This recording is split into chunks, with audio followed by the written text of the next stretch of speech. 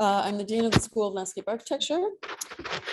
The BAC has been recognized with distinction for its leadership role in educating an extraordinarily diverse about social equity through design, through the design of landscapes, buildings, interior architectures, historic preservation, design for human health, and more. Welcome everyone to the final event of our Fall 22 lecture series, Just Environments. Hi, landscape architecture students and everyone else. Diana Fernandez is the Deputy Chief of Urban Design for the City of Boston, working closely with Mayor Michelle Wu and partnering on the Mayor's Green New Deal for Boston. Diana is an admired team player who has collaborated with numerous architects and planners, urban designers, and ecologists in the design of equitable and sustainable places. She writes and lectures on critical topics related to landscape architecture, urban design, and equity. Her work has been published and nationally recognized through the Urban Land Institute, the American Society of Landscape Architects, the Society for College and University Planning, the American Institute of Architects, as well as the American Planning Association. In 2019, the Landscape Architecture Foundation awarded Fernandez a fellowship in leadership and innovation and was honored, as she was honored with the Emerging Professional Medal in 2020. She was recently named a 30 under 30 leader for Temple University. Stemming from her professional portfolio, including years at Sasaki Associates in private practice, as well as drawn from her roots in the Dominican Republic, New York City, Philadelphia, and Boston, Diana reassesses policies that have perpetuated inequality of race, gender, and social and environmental facets. As a result, she has created responsive approaches for rectifying these detrimental practices in urban spaces. She leads and promotes planning and design strategies based on landscape ecology, where the concept of landscape heterogeneity offers the potential to embrace being different for building resilient and community-driven urban fabrics. Through this interconnected relationship where ecology and anthropology merge, the Foundation for Creating Public Landscapes ably commemorates diverse cultures while simultaneously promoting a renewed platform for disciplinary and practical transformations within the urban realm. Please join me in extending a warm welcome for Diana Fernandez as she presents her lecture tonight entitled Heterogeneous Futures, Musings on Anthropological and Ecological Diversity. Thank you.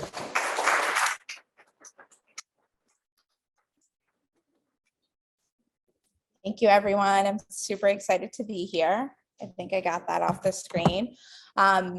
So today I kind of want to share some of my thinking into how I approach design and how I got into it in the first place. So let's see. Perfect.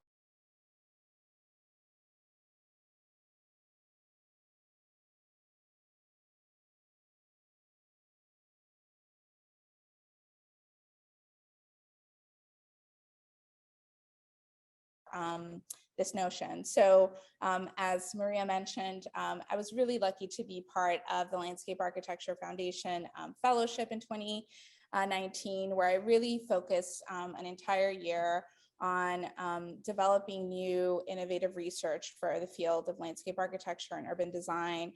And one of the things that really came to bear for me was this notion of heterogeneity and thinking about our cities and our environments as systems that are truly sort of rooted in characteristics of diversity. So really looking at how that diversity itself is synonymous with resilience and with being able to sort of have an advantage to sort of, fighting climate change or fighting pandemics and being resilient to those outside forces. So I wanted to couch that definition a bit here because I think you're going to hear it come up quite a bit in the lecture. And I'd love to engage in sort of a robust conversation around what that means to the practice and the way I've approached it. So, when I entered landscape architecture, I think one of the things that was really fascinating to me was that we often were talking about the diversity of our ecological systems, talking about diverse plant systems, being able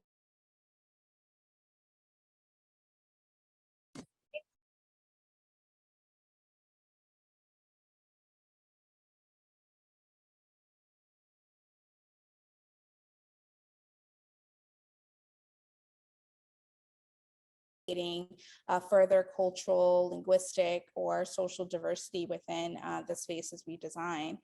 And it really led me to sort of dialing deeper into how this notion of heterogeneity and how we can think about the sort of systems level approach can really start to transcend those boundaries and start to really take a look at how not only does our understanding of how these natural systems work compositionally and configurationally work, right? The more added diversity you have in those ecological systems, the more resilient they are to outside forces, but how we can overlay on top of that systems like language. So for example, in my research, it became quite clear that you could actually map language diversity and ecological diversity, and they would actually be quite clear trends in terms of how you saw those systems sort of working together. So it really sort of presented to me an opportunity for us to really start to think about these layers together, and for us to be able to do a better job at thinking of the sort of human side of what our design of sort of systems and built environment do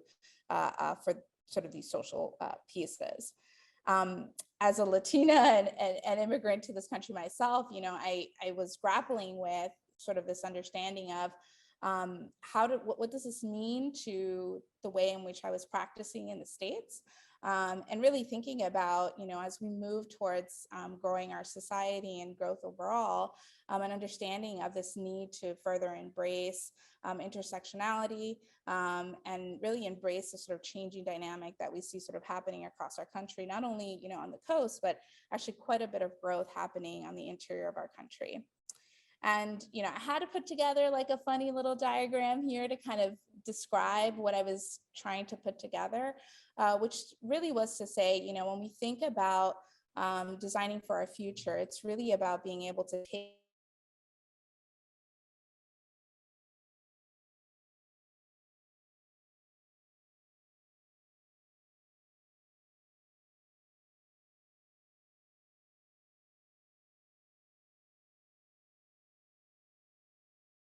just and resilient future. And now I have a teenage daughter, she's 15, and one of the things that's really fascinating about my relationship with her is that we talk a lot about space, and she wants to be an astrophysicist. And one of the things that's really fascinating about our conversations is just understanding our place in the universe. And, when we look at this beautiful little planet, blue ball, we get to call home, it's fascinating to understand that it's inherently defined by heterogeneity, right? Every single little snowflake, leaf, sort of ecological system that we see in this little blue planet of ours is defined by that diversity inherently. And it's sort of a really interesting way to say, if we were to embrace more of that, if we were to embrace more of difference, what does that mean to our built environment? What does it mean to think of our society as rooted in a sort of non-homogeneous sort of way? And for me, it's personal, as I said, I was an immigrant. I grew up in the Dominican Republic. I grew up in the mountains. We lived in a village with no running water and electricity. And for me, these are images of my homeland. We didn't have architects and engineers. Our community built these spaces. So, this gathering space underneath the mango tree, that's landscape architecture and urban design, but it's not the way in which it isn't created by the people we think should, right, here in the States. So it really was this really amazing opportunity for me to bring in and start to really define the way in which I think about design, the purveyors of it, and how we can bring more of those voices to the table. And how, that's just my experience, right? But there's all of you here in this room have different ways in which you move about the world. And it's really important for design to be responsive to that. And for us to really think about how that lived experience, again, is so important to embracing difference, to adding additional layers of nuance and complexity to the way we design spaces. So, that's just a little bit about me and how I kind of landed in this profession and how it sort of shaped my philosophy. But, when I took that time to do the fellowship, it was also an opportunity to really challenge a lot of the education I received when I was in school, and sort of think about what that means with what I know from my lived experience and what I know from working in the communities that are really important to me.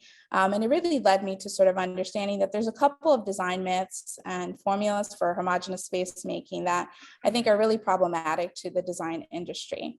So the first piece is to me that, when we think about the public realm and landscape, and particularly in American context, it's important to remember that how we define space and property are associated with really tough histories that we have to negotiate. That when we think about what is a natural landscape, right, these were colonized spaces that had been managed by indigenous communities for many hundreds of years before we, came to sort of, call Yellowstone a national park. These were managed landscapes, and all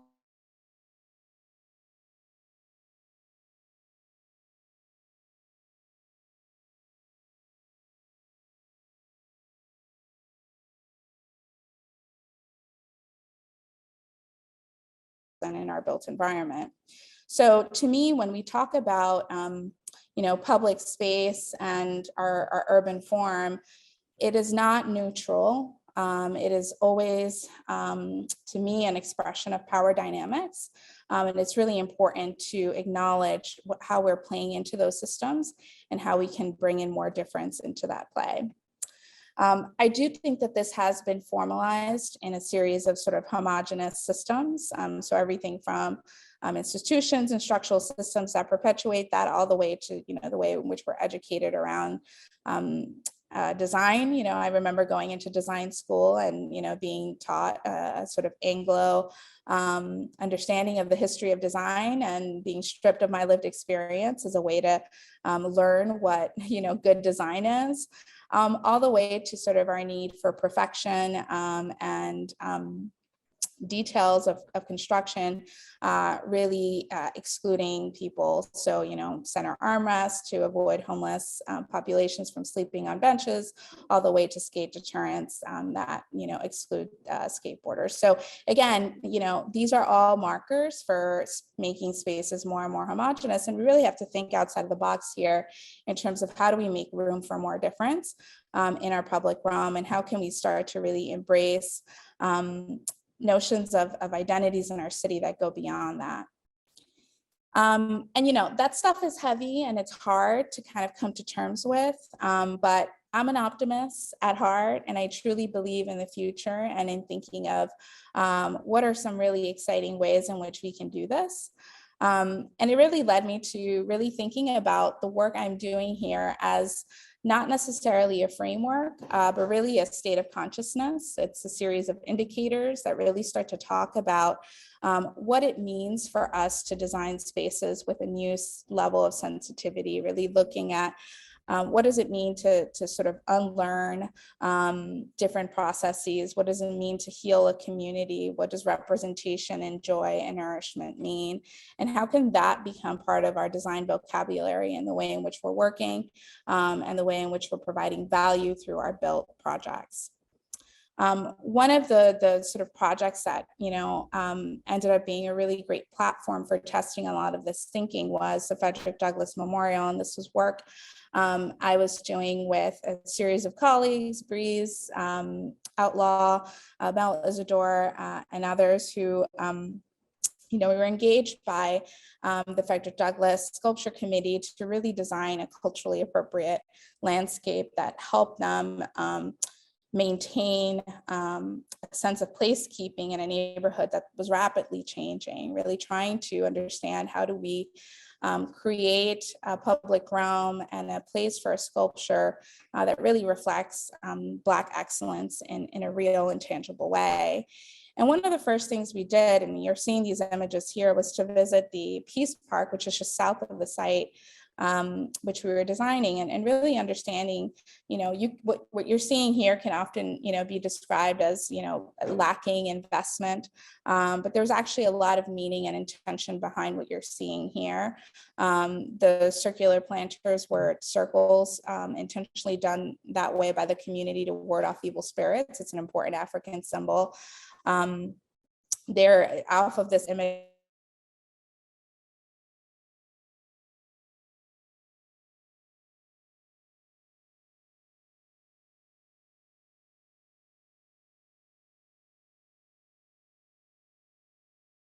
Although, yes, there's disinvestment, yes, there's certain uses that aren't necessarily, important, not important, but not seen as great to the neighborhood. There's still design elements here that affirm belonging and are important to consider as we think of those design elements. So one of the first things that we did with the community was to sort of have an engagement session. And as we often do, we go out there and, do something similar to what I'm doing with you guys.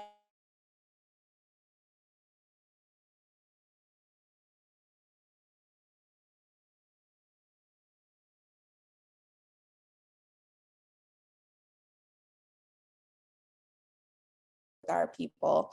And one of the ways in which we did that was bringing in a spoken word artist to really engage with us in this conversation around, we were commemorating Frederick Douglass and his legacy in this neighborhood.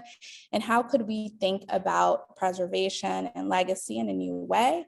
And we worked with Des Polk, who's an incredible sort of spoken word artist in the Roxbury neighborhood, to really help us define that and to really engage in perhaps one of the most impactful community meetings I've been a part of, because sometimes the language we use is not accessible. There was a gentleman in the audience who stood up and said, well, what is public realm?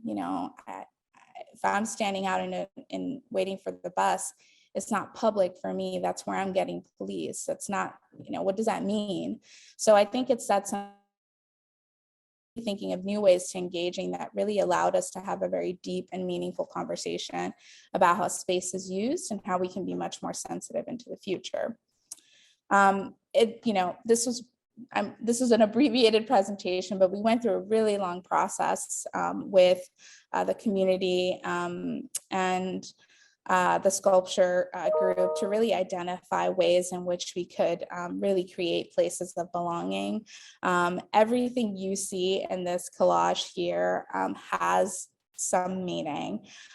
So the paving pattern, the choice in the corten material, the plant palette itself, all of it is in service of being able to celebrate the African diaspora and Douglass's legacy. So, when they say your teachers are telling you details matter, they do, and they matter here because it's about being able to tell folks where they belong, and for us to be able to create a Black landscape that is truly embracing the history of this community and their contributions to the greater Boston region. Another project I want to share with you is the work we did in collaboration with Mass Design Group. And, heterogeneity played its way into this in a different sort of aspect. We were tasked to take a look at the One Pulse competition. This was the Pulse nightclub where a shooting had occurred against the LGBTQ community. And what was really important here was, how do we think about intersectionality? How do we think about queer ecologies in a really new and nuanced way? And I want to share a video with you all that starts to share a little bit of the work we did together. So bear with me here for a second while I pull that up.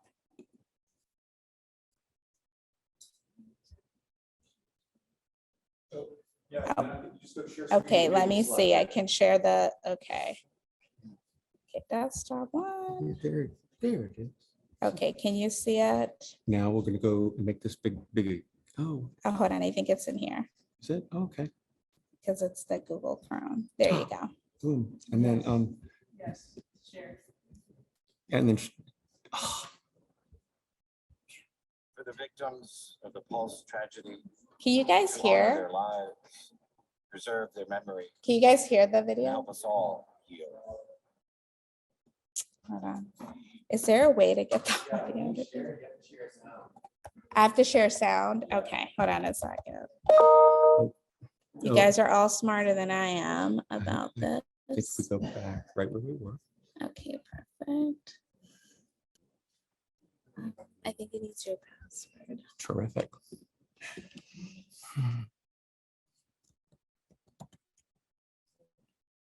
For your form. So Awesome. now, yeah, share screen again.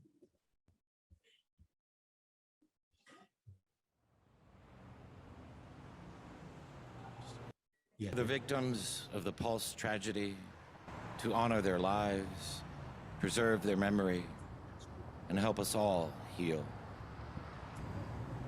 One pulse, one poem. Here, sit at my kitchen table. We need to write this together. Have a sip of café. Hold on. Crank it. We're It's- cranking it's as high as cranked. we can. For the victims of the Pulse tragedy, to honor their lives, preserve their memory, and help us all heal. One pulse, one poem. Here, sit at my kitchen table. We need to write this together. Have a sip of café con leche, breathe in the steam, and our courage to face this page bare as our pain. Curl your fingers around mine, curled around my pen. Hold it like a talisman in our hands, shaking, eyes swollen. But let's not begin with tears, or the flashing lights, the sirens, nor the faint voice over the cell phone when you heard, "I love you," for the last time. No, let's ease our way into this. Let our first lines praise the plenitude of morning, the sun exhaling light into the clouds. Let's imagine songbirds flocked at my window, hear them chirping a blessing in Spanish, bendición, bendición, bendición.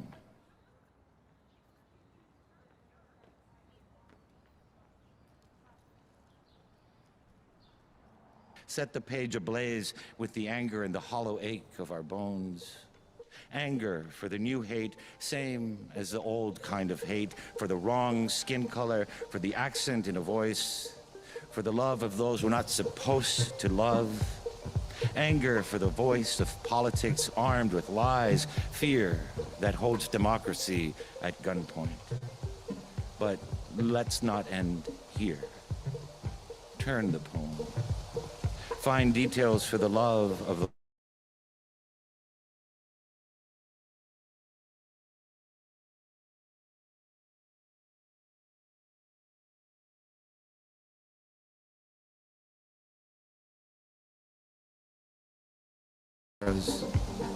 show their blemished yearbook faces, silver teeth smiles, and stiff prom poses, their tasseled caps and gowns, their first true loves, and then share their last selfies.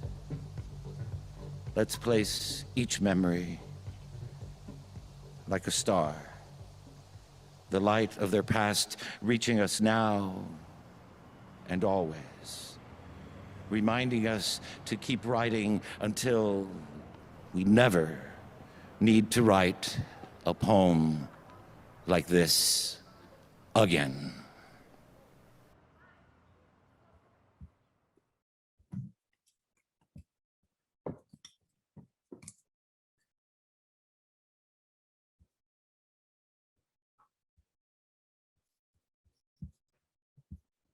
I'll just unshare and share again.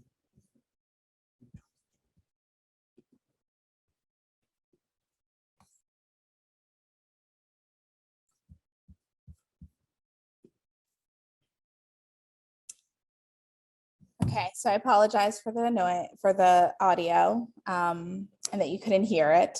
Are you able to see? Oh no, you're No, seeing the one more thing. step. Oops, sorry. Huh. It's supposed to be there. It's still there. That's very surprising. And then, Okay. huh.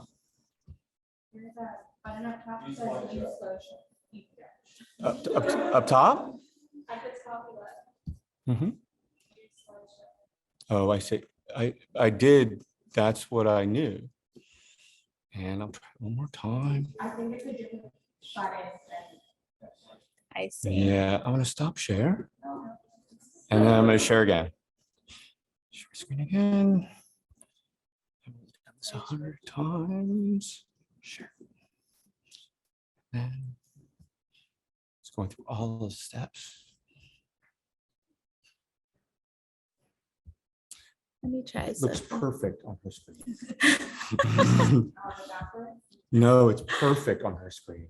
It's all, oh, you know what it is? We want to switch which one's the source and which one's the Okay. Sorry. broadcast escape. So I know it just doesn't let us see it on.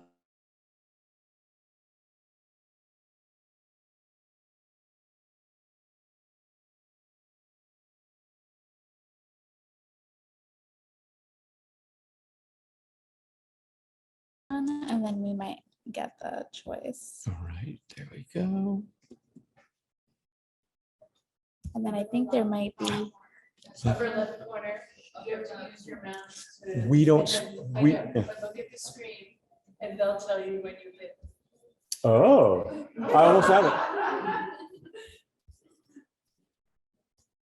I can see you. There it is. I saw it Where is in it? the upper right corner. Upper right, going to left. No, it was on that Oh, how about that? corner. It was below. No, it was above. I can't see anything.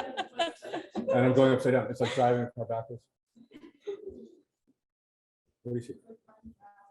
Yeah, I I'm, just came back all the time. oh, come on up. Here, maybe you can help us. It's like Yeah, sure. crazy. It's the swap displays button. I see it. There it is. I do not see a cursor. I don't see a cursor. I think It goes might be this here. way, this way. Yeah, up, a little to the right. Boom. Oh. Done. You guys did it. Thank you. Sorry about that. So I think what was really exciting about this proposal was this notion of being able to really weave together all these different pieces that, you know, we're really grappling with both trauma, how you commemorate loss, what mourning looks like across different cultures, and particularly how we can sort of imagine a future and what that means as it relates to the public realm. So, you know, we were working with Sanford Biggers, who's really a great artist here. And we were also working with Richard Blanco, who was the poet you heard voicing over the video.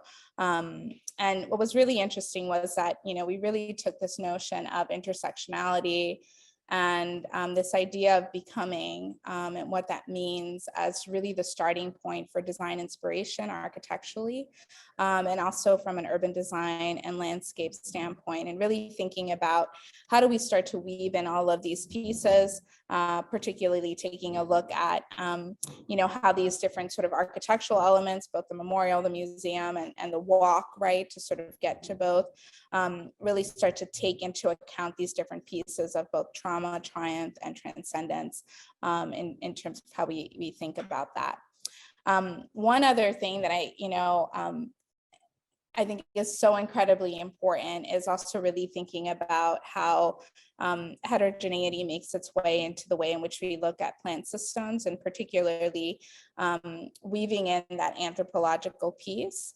So not only were we looking at sort of biodiversity as a key driver for some of the strategies here, but also looking at the victims and their origins, and identifying a cultural plant palette that really started to evoke a sense of belonging for those community members and families that, you know, want to go to the memorial to sort of commemorate their lost ones, or, you know, individuals coming from all over the country to pay homage to this location. So it again is another opportunity for us to add additional meaning and understanding into the way in which we look at design and embrace heterogeneity in these ways. We think we figured out the people at home. What we did is we selected the wrong thing.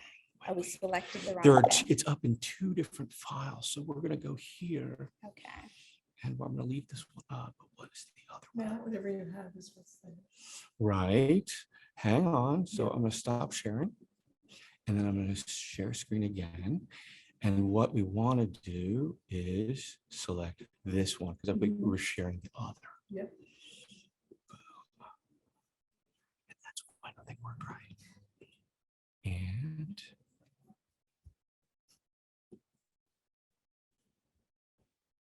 then Did it. Thanks. Awesome. Thank you, guys. Another aspect of this work was also taking a look at data mapping tools, and I'm a total data nerd. And I found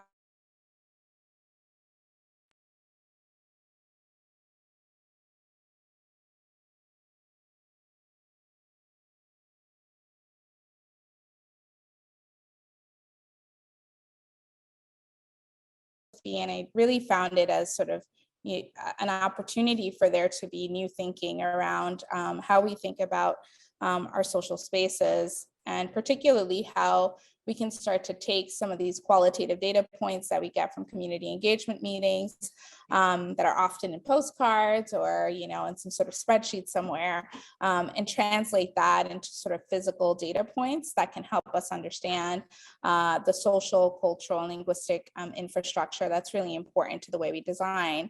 So, you know, it's really hard for us to say we're preserving X, Y, and Z, or enabling further diversity if we don't actually understand where it's located and how to both protect it, enable it, and think about how that moves forward. This work that you're seeing here on the screen was really a reflection of one of those data sets, and being able to map sort of affirmative spaces for Black women in Roxbury in a spatial way, and then understanding how that fabric sort of translates into a sort of lived experience and design vernacular that actually has some very specific materiality and qualities that define those spaces. And I think what's very exciting about this is that it really starts to hold us as designers accountable to the people that we want represented in our spaces in a very tangible and physical way. So you're seeing, you know, the Roxbury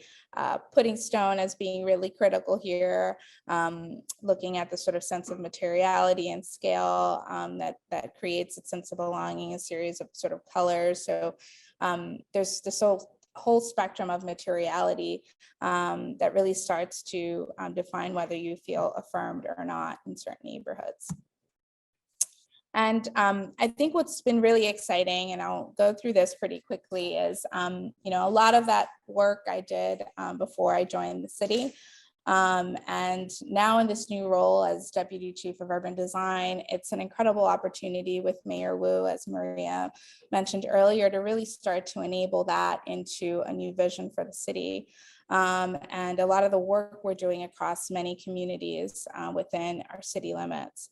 One of the pieces I wanted to share with you all today was the work we're doing as a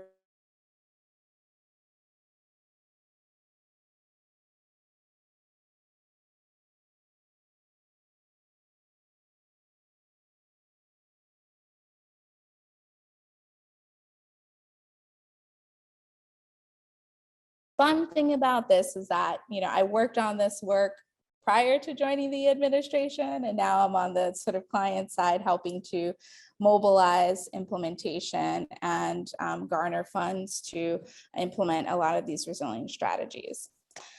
So one of the things that's like really exciting about this is, you know, when we think about climate change, you know, it can be a really hard subject to have with communities because, you know, when we talk about heat or sea level rise, you know, as humans, we don't really pay attention to it unless it's like happening. So if I'm out here in the winter talking about heat resilience, people are like, it's so cold in Boston all the time. What do you mean? What's the heat risk?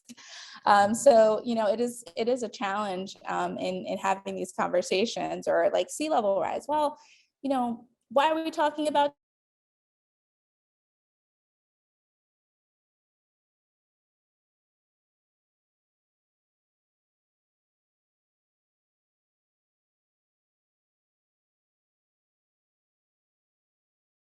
or high tide or extreme heat events? And I'm sure living here in the city, you've seen this summer some of the heat advisory notices that are coming from the city as ways in which to build advocacy and ensure that we're protecting our residents. The really critical piece here is that our coastal flooding and modeling that we've done for the city of Boston is quite revolutionary. We're really working with really great scientists around understanding what, you know, 40 inches of sea level rise mean to our city, especially a coastal city like ours, and how that can sort of be a really important marker for how we think about our future and how do we protect our most vulnerable communities. And I think that the critical thing here is that not only are we seeing increased sort of levels in our coastal environments, but we also are seeing more frequency of storm events and average rainfall that really start to sort of exacerbate some of these issues. So, you know, from a citywide perspective, this is really looking at a myriad of tools for addressing these issues, everything from, you know, what we think of actual, you know, infrastructure on the water with flood resilience, barriers, sort of floodable parkland, seawalls, et cetera, all the way to sort of building out adaptation and looking at ways in which we can think about energy and sort of reducing our carbon footprint in new ways. You know, because I've worked across the country in other cities, it's pretty amazing to see how much work has been done in Boston around this. There's been a lot of planning in our city around resilience, particularly coastal resilience. And we're really at this moment where we have planned well and are in a position to start to implement a lot of these strategies. But you know, these strategies are tough, and there's a lot of trade-offs to sort of take into account. And you know, when you look at the maps, and this map here is sort of looking at some of that flood risk, it can be really scary to communities, and we want to be able to sort of break this into chunks, understand, you know, what our risks at 2030.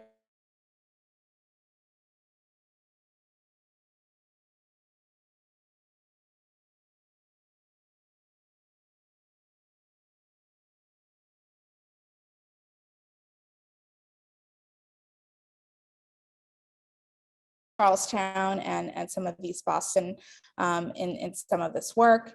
And one of the key pieces here is that there are some really critical flood pathways for where water comes in. And because, you know, our city was built, they, you know, water can inundate really large portions of our developable area, and particularly in places like East Boston and Charlestown, put at risk a lot of vulnerable communities. I think the key piece here is understanding what this means. It's not just, you know, sea level rise, but there's also storm surge that plays into this and how we can protect for that, as well as sort of wave action and erosion over time, really thinking about and edge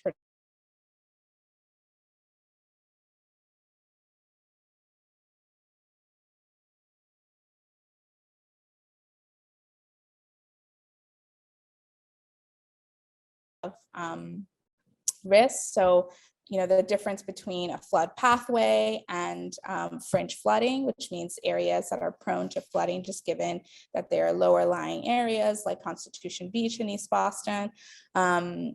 And, really thinking about how those strategies sort of differ based on the type of risk they pose.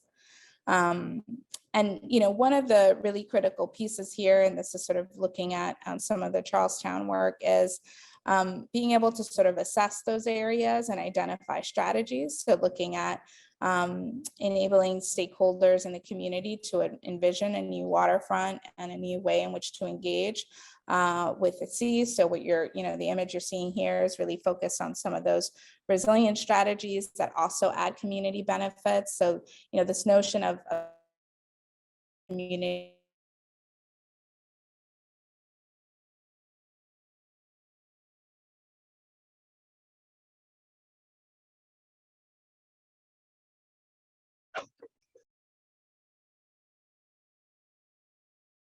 improvements to Ryan Park and sort of some Main Street corridors that present opportunities for us to actually implement work that will protect communities versus, other projects that will come along in the future when we have larger risk exposure and we'll be needing new types of resilient strategies, such as looking at, different resilient strategies that really help us fight against these issues. In addition to that, I think one of the critical pieces here, and this is sort of zooming into phase 2, is identifying how we engage with our communities. And I think it should, when you guys get out of school, it's going to become quite clear that, to do anything, you really need a large set of stakeholders behind you. So what you're looking at here are the multiple, city, state, federal agencies that have to be engaged in these conversations around protection and risk, because we can draw these beautiful drawings and show all this improvement, but it's a huge investment in our community, and it requires a series of trade-offs to be made in terms of what we prioritize. And, as I said, engagement is so critical. And I think one of the key pieces here is that we wanted to meet people where they were, being able to go out into communities and not just, stand in front of a podium like I am right now, but actually walk the site, look at the flood pathways, map those areas out, look at some of the resilient strategies we were talking about in real time. We've even used some virtual reality stuff to sort of help people envision themselves in those spaces, again, to sort of communicate the intent. And to also give us a sort of deeper awareness, because if you're out on the site and you're seeing that lower plateau, it just hits you a different way than if you're just looking at a model together. And one of the sort of critical pieces here is, the difference between communicating to a community stakeholder 9 inches of sea level rise, which is some of the projections around 2030, to 40 inches of sea level rise, and that impact, when you're looking at,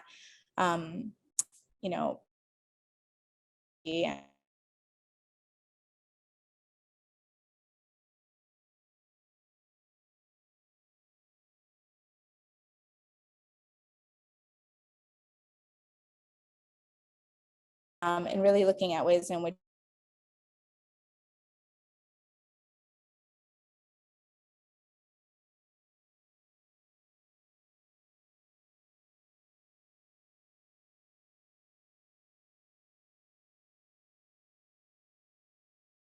a sense of how we were using sections to really help share where future elevations need to be to protect the community from flood risk. In addition to that, I think one of the key pieces, and I'll go through this quickly, is sort of understanding some of the federal regulations around this. I think you all might have been reading the Globe about East Boston and designated port areas being lifted, but these are areas that in the past were zoned a certain way to enable marine activities. And as we look to our future of resilience, it is really important to reevaluate those areas because, currently with the zoning in place, you're not able to actually build any sort of public amenities in those areas. You're very limited in terms of the types of interventions you could do there. And oftentimes these are located right where we have flood entry points. So, we looked at a series of typologies, everything from, berm situations to deployable barriers, similar to the one that was installed in East Boston a couple years ago, all the way to sort of looking at building adaptation, right? And how do we start to think about areas where, it is cost prohibitive to do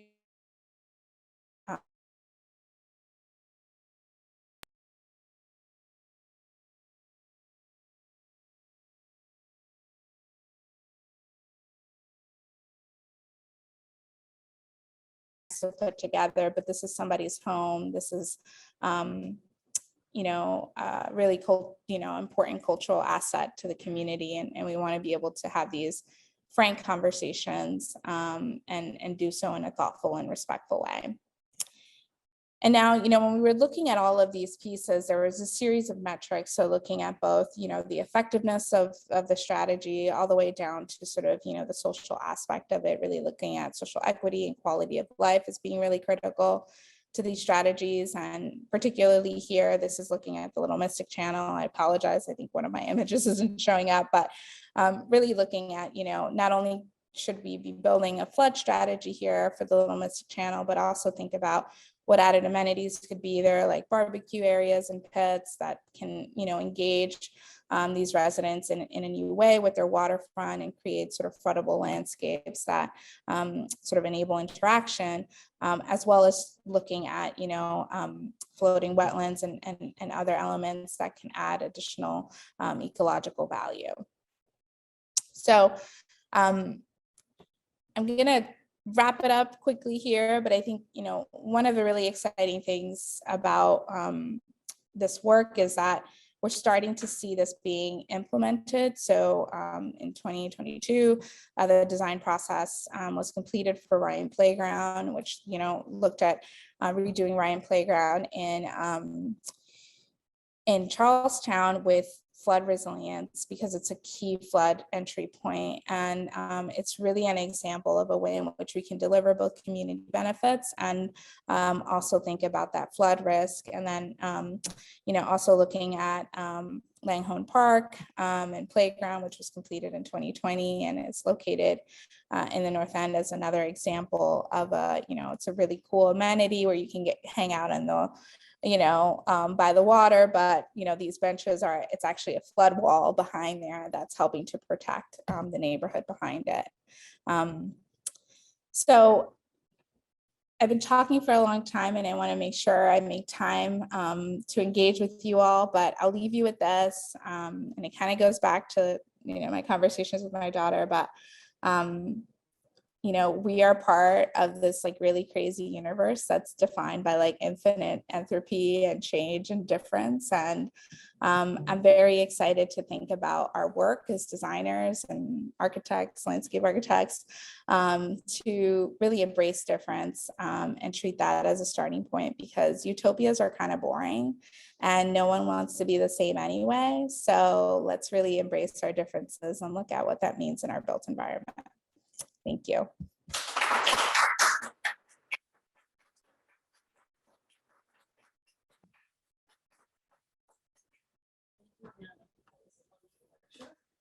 Now we'll have time for a few questions. Is this the mic I should use? Yeah. If I can move it. Just take it, get it loose. Oh, Hold on, sure. Okay. Come on, let's have a question. That was a great talk. There's one in the chat. What? There's one. There's Oh. a question in the chat. Awesome. Deacons wants to know, for an even worse scenario, what can we do as citizens to keep the conversation going behind those walls? I didn't realize that. It's a really great question. I would say continue to advocate and volunteer as much as possible. I think I feel incredibly fortunate to be working for an administration that deeply believes in addressing resilience. It's becoming a critical pillar of the work we're doing. But we need more voices at the table. We need folks helping to bring that message out into our communities, because it's really hard. A lot of people don't understand what resilience even means, let alone, understand that, units, basement units in East Boston are at highest risk, right? And that's where a lot of communities that are often hard to reach are. So I would say, as architects, it's really important to sort of remain involved, volunteer. There's so many amazing advocacy groups in our city that are really pushing this along. And I think within our own practices, there's certainly policies that are coming out of our administration that are helping to sort of codify that. But, as practitioners and even young voices, really helping to influence the way in which we design and impact our cities. So I would say that really, I think it's both like a personal volunteer charge and also a personal design charge to think about every project being an opportunity to address it. I have a comment while you guys get ready, which is, you mentioned earlier when we were getting ready for your talk that you thought that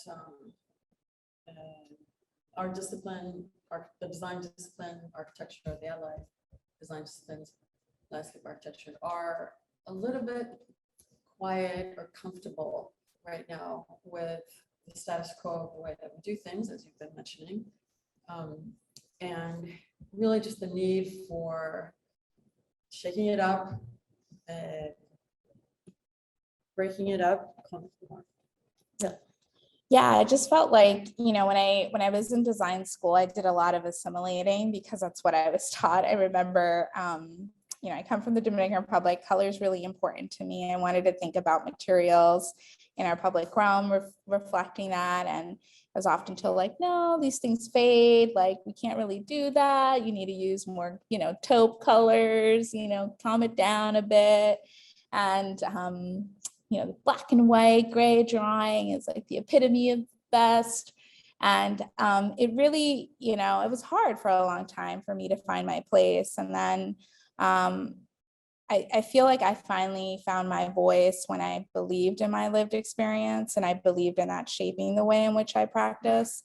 And what that led to was this sort of ability to really contribute to projects, because when I was assimilating, I wasn't adding any new value or thinking to our profession. We were just perpetuating the status quo. So to me, it was just an opportunity to really push it and say, I have something to say and I have something I believe in. And it's been, when I stepped into that role is when I started to add the most value and when I started to really grow as a professional. So I would say just believe in yourself, believe in your gut, and believe in your own lived experience as a way in which you think about design. Are there any more in the chat? Does anybody? Over there. I did, yeah. I'm curious as to who's funding what resilience projects in Boston. So the funding is coming from many different places. We've been successful at getting some federal and state grants.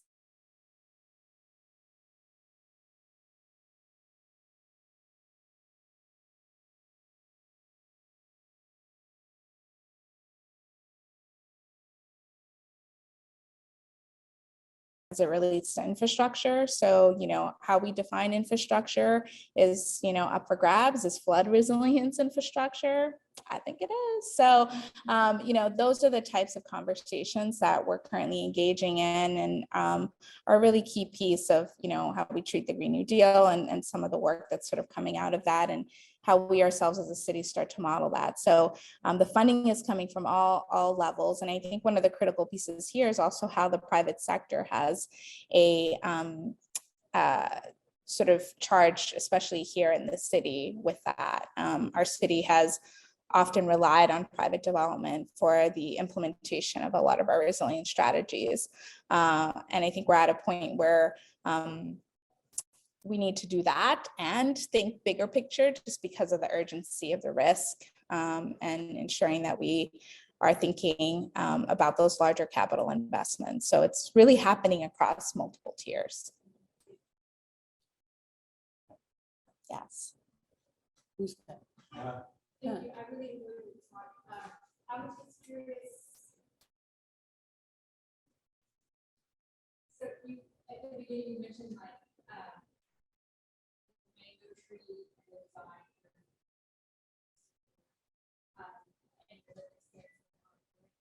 you, and I was curious, in your position where you could see, you're working with a bunch of stakeholders, but there's no way that you could incorporate every single idea or opinion or whatever.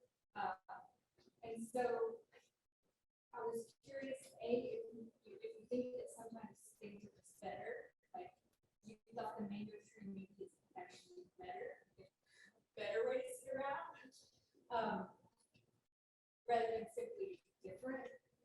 And then if so, how does that like inform your, how do you reach judgments when it's not possible to incorporate every single? Maybe another thing that I think is like Roxbury, so you have Fort Hill, the Pudding Stone, and you can draw certain elements out of it, but you could have also chosen 12 others, and those might have been good or not. I mean, I don't know. So I'm just curious.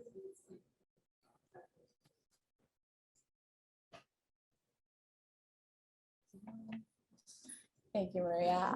It's a really great question, and I think I'm going to answer it in a weird way, which is to talk a little bit about consensus building and my philosophy around that. So I do think that consensus building often leads us to very mediocre and homogenous outcomes, because it's about meeting a common denominator that is often dominated by those in power. And I think what's really exciting about this is that, yes, it's really hard to get nuance is infinite, right? I think our city has enough room to be able to reflect more identities, and that it's less about being able to say every time we're out there, it needs to be perfect for everyone, because that's just impossible. And that we're actually just perpetuating more opportunities for us to make different types of places around our city for different types of people. And one of the things I will say is that I'm really inspired by Richard Sennett's work around this. I'm really thinking about our city